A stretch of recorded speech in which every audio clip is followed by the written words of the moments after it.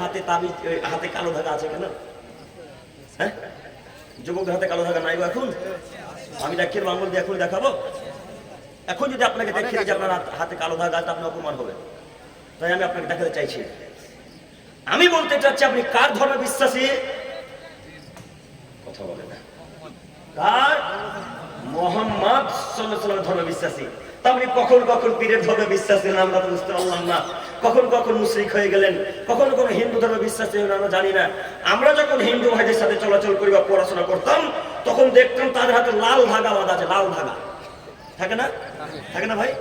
লাল ধাগা দেখতে পাওয়া যায়। তো তাদেরকে জিজ্ঞাসা করা হয় কেন? তো আমাদের পুরোহিতরা বলেছে যে হাতে কালো ধাগা, লাল ধাগা বাঁধলে কবজিতে ব্যথা ভালো হয়, মাজাতে ব্যথা ভালো হয় এবং খাদ্যে বরকত হয়। তো এটা কারা বিশ্বাস করে? হিন্দু ভাইরা। তো আপনি কি হিন্দু ধর্মে বিশ্বাসী? তা আপনার হাতে কেন কালো ধাগা? আপনার হাতে কেন বালা? আপনার হাতে কেন ওই ব্রেসলেট? আপনার হাতে কেন? আপনি কি নিজেকে মুসলমান দাবি করেন না? দেখেন এই যে কোরআন মাজিদ, এই কোরআন মাজিদে একটা আয়াত আছে, একটা সূরা আছে যার নাম লুকমান। নাম মনে নাই? আমি কিন্তু বারবার যুবকদেরকে আকৃষ্ট করার চেষ্টা করছি। এই ছেলে, এই যুবক ভাই, আপনি তাকে, আপনাদেরকে বলছি, আমার চাচাদের সাথে আজকে কথা খুব কম, আপনাদের সাথে কথা বেশি। আপনার নীতি পরিবর্তন করতে হবে যে কোনো মূল্যে। এইখানে একটা সূরা আছে, সূরা কয়টা আছে? 114টা না? 114টা সূরার মধ্যে একটা সূরা আছে লুকমান। এই লুকমান সূরাতে লোকমান হাকিম তার ছেলেকে উপদেশমূলক কথা দিয়ে বললেন, ইয়া বুনাইয়া, হে আমার আদরের ছেলে, লা তুশরিক বিল্লাহ, তুমি আল্লাহর সাথে কাউকে শরীক স্থাপন করিও না। ইন্নাশ শিরকা লাযুলমুন আযীম, নিশ্চয় শিরক পৃথিবীর সবথেকে বড় অপরাধ। বলেন তো এই উপদেশ কে কাকে দিচ্ছে? বাপ ছেলেকে দিচ্ছে। বাপ বেটাকে বুঝাচ্ছে যে আব্বু, কালিয়াচক রাস্তাতে যেতে যেতে যেতে যেতে গোলাপগঞ্জ থেকে যাবে যখন, তুমি মাজার থাকতে পারেছে, মাজারে 10 টাকা 20 টাকা 5 টাকা লাল চালু দিও না। কে বুঝাচ্ছে কাকে? বাপ বেটাকে বুঝাচ্ছে। বাপ বেটাকে বলছে, বেটা যদি হাতে কবজিতে ব্যথা করে তাহলে আল্লাহকে ডাকিও, হাতে কালো দাগা লাল দাগা বেঁধো না। বাপ বেটাকে বলছে, বেটা যদি কখনো বিপদে পড়ো তো আল্লাহকে ডাকিও, কোনো পীরের কাছে, কোনো ফকিরের কাছে, কোনো ওলি দরবেশের কাছে যেও না। কে কাকে বুঝাচ্ছে? বাপ বেটাকে বুঝাচ্ছে। আচ্ছা একটু আপনারা শিক্ষিত মানুষ বলেন তো দেখি, লোকমান কি কোনো নবী? লোকমান কোনো নবী নয়। লোকমান একজন সাধারণ আম পাবলিক, আমার আপনার মতো মানুষ। তবে আল্লাহ যে তার কথাকে কত ভালোবাসলেন, আল্লাহ যে তার কথাকে কত পছন্দ করলেন, আল্লাহ যে তার কথায় কত রাজি হলেন। আল্লাহ কত ভালোবাসলে একটা মানুষকে যদি পছন্দ করে, তো তার নাম কোরআন মাজিদে সূরা অবতীর্ণ করে। তার মানে আপনি বুঝতে পারছেন লোকমানকে আল্লাহ কত ভালোবাসে।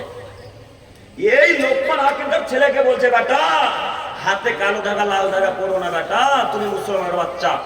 আমি এখন আপনাকে বলতে চাচ্ছি, লোকমান একজন সাধারণ মানুষ, আপনি একজন সাধারণ মানুষ।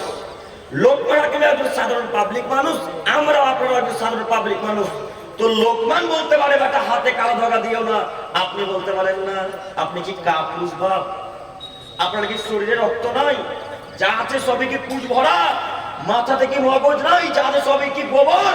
যদি মাথাতে মগজ না থাকে, যদি গোবর ভরাই থাকে, মালদা মেডিকেল কলেজ গিয়ে কালকে সকাল হতে হতে সব গোবরকে বের করে ফেলে মগজ ভরে ফেলতে হবে, মগজ রাখতে হবে যে কোনো মূল্যে।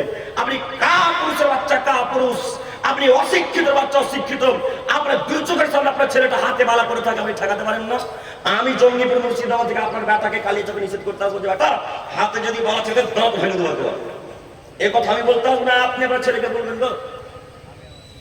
কে বলবে? বাপ বেটাকে বলবে। তো কই এখন তো শত শত যুবক হাতে বালা পড়ে আছে, বাপ কিভাবে ঠেকাবে? বাপ কিভাবে ঠেকাবে? বাপ ওই যে ওই নীতিতে বড় হয়েছে, বাপ তো দিন ধর্ম কিছুই বোঝে না, বাপ তো এখন দাড়ি কেটে বসে আছে। হ্যাঁ, কিভাবে বাপ বেটা বুঝাবে? কথা আপনারা আমার বুঝতে পারেন না নাকি? কথা বুঝতে না? আমি আপনাকে বারবার জিজ্ঞাসা এই জন্য করছি যে আমি বক্তব্য 1 ঘন্টা 1.5 ঘন্টার বক্তব্য দিয়ে চলে যাবো, কালকে সকালবেলায় কালিয়াচক বাজারে গিয়ে বলবে না মুর্শিদাবাদ থেকে কে যে এলো, কি যে বললো, কি জিজ্ঞেস করলাম। আপনি কিভাবে বুঝবেন? গল্প করছেন যে আপনি যদি আমার কথা এখন বুঝতে চান, তো এখন এক ফেলে আমার দিকে চেয়ে থাকতে হবে, তাই না? তো অতএব আপনাকে অনুরোধ জানাচ্ছি, কিছুক্ষণ হলেও কষ্ট করে আমার দিকে চেয়ে থাকতে পারবেন না ইনশাআল্লাহ? ইনশাআল্লাহ। দেখাতে চাচ্ছি, বাপ বেটাকে বলবে বেটা হাতে যদি কালো দাগা থাকে তখন ভেঙে দেবো একেবারে। কেন তোমার হাতে কালো দাগা? তুমি কি হিন্দু ধর্ম বিশ্বাসী? তুমি কি খ্রিস্টান? তুমি কি নাসারা? তুমি কি ইহুদি? তুমি কি বৌদ্ধ? তুমি কি সাঁওতাল? ওই ঝাড়খণ্ডের সাঁওতাল তুমি? আমরা দেখি ঝাড়খণ্ডে যখন পড়াশোনা করতাম, আমরা ঝাড়খণ্ডে পড়াশোনা করেছি, তখন সাঁওতালদের সাথে মাঝে মাঝে ফুটবল খেলতাম, ক্রিকেট খেলতাম, তখন দেখতাম তাদের হাতে লোহার বালা মোটা করে থাকে। তারা দেখেন আপনারা? আপনার ছেলের হাতেও লোহার বালা, আপনার ছেলের হাতেও তামার বালা, আপনার ছেলের হাতে পিতলের বালা, তো তার মাঝে আপনার ছেলের মাঝে কোনো পার্থক্য আমরা করতে পারছি কি? তো কেন আপনার ছেলে হাতে বালা গো? কেন? লোকরা হাকিম বলতে পারছে বেটা হাতে কিছু করো না, তা আপনি বলতে পারেন না? আপনি কেন বিবাহ করলেন?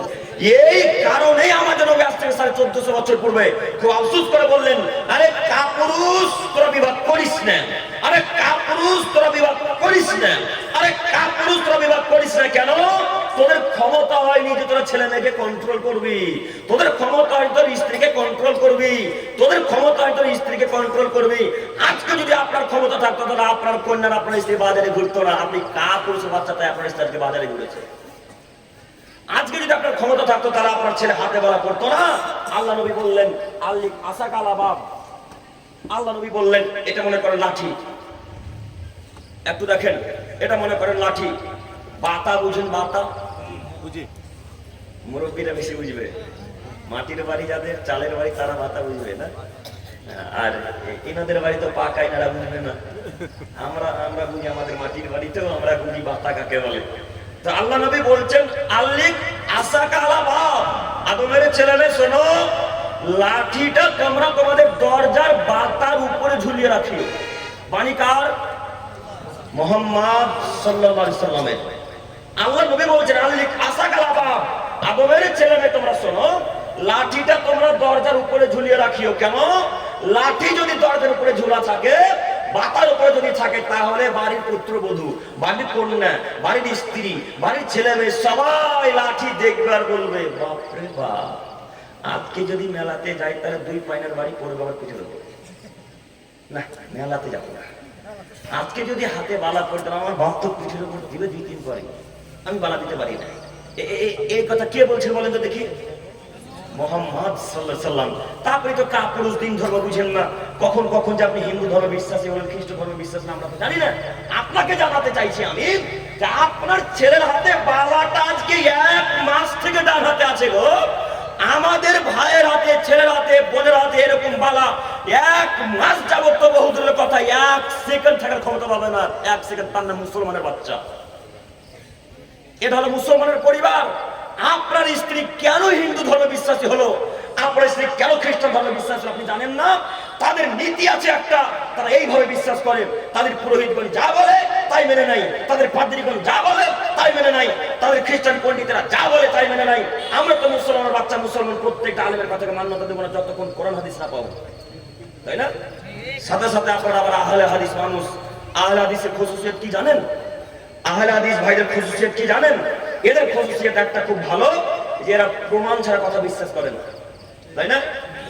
প্রমাণ ছাড়া আহলে হাদিস সালাফিদের মানুষ যারা প্রমাণ ছাড়া কথা বিশ্বাস করে না। কাজে আপনাকে অনুরোধ জানাচ্ছি, আজকের পর থেকে ছেলেকে বলতে পারবো না বেটা আর হাতে বালা দিও, কথা বলতে পারবো কি আজকে থেকে? আরো আপনাদের মাঝে মাঝে দেখতে পাই ওই হলুদ একটা মালা পরে থাকে, সেটা নাকি পাথর চাপের মালা থাকে না? এই মালাকে ছিঁড়ে আজকে টেনে ফেলে দিতে হবে। এই মালার এতটুকু মূল্য। আমি দেখাতে চাচ্ছিলাম যুব সমাজকে, এ ভাই আপনাদেরকে দেখাতে চাচ্ছি, দেখেন তো আপনার সাথে কথা বলে আমার মিলে, আমার কথা বলে মিলছে? যুবকদের সাথে মিলছে। এখন যদি হাতে ব্রেসলেট বা লোহার বালা বা কালো ধাগা বা লাল ধাগা বা ইত্যাদি ইত্যাদি এই যাবতীয় জিনিস থাকে, আজকে এই মুহূর্তে খুলতে পারবো ইনশাল্লাহ? ইনশাল্লাহ, ইনশাল্লাহ। আল্লাহ তোমার কাছে ভিক্ষা চাইছি, যুবকদেরকে তুমি কবুল করো, সকলে বলি আমিন। সম্মানিত উপস্থিতি, বলছিলাম যুব সমাজ ধ্বংসের কারণ রাসূল সাল্লাল্লাহু আলাইহি সাল্লামের পদ্ধতি ত্যাগ করা। যারা মুহাম্মদ সাল্লাল্লাহু আলাইহি সাল্লামের পদ্ধতি ত্যাগ করবে, যারা মুহাম্মদ সাল্লাল্লাহু আলাইহি সাল্লামের পদ্ধতি ত্যাগ করবে, তারাই ধ্বংস হবে, কথাই ঠিক। আপনাকে আমি আরো একটি বাক্য দেখাই। আপনাদের কালিয়াচকের একটা খুব শিক্ষিত ছেলে আমাদের ওই কলকাতা আলিয়া ইউনিভার্সিটি থেকে এমএ পাস করে এসেছে, বা কোনো একটা বড় বিশ্ববিদ্যালয় থেকে এমএ পাস ছাত্র কালিয়াচক বাজারে পড়ে এসেছে। বাড়িতে এসে দেখছে তার আব্বা নেই, বা তার বাপের মরা আজকে 10 থেকে 20 বছর হয়ে গেল। মা বলছে এক পর্যায়ে বেটা যাও তুমি তোমার বাপের জন্য কবর জিয়ারত করেছো, আব্বু যাও তুমি তোমার বাপের জন্য কবর জিয়ারত করেছো, আল্লাহর কাছে মাগফিরাত কামনা করেছো, আল্লাহকে বলো আল্লাহ তোমার বাপকে জান্নাতুল ফেরদাউস দান করো। তখন আপনার ছেলেটা বলছে আম্মু আমি তো বাপের জন্য কিভাবে দোয়া করতে যাই জানি না,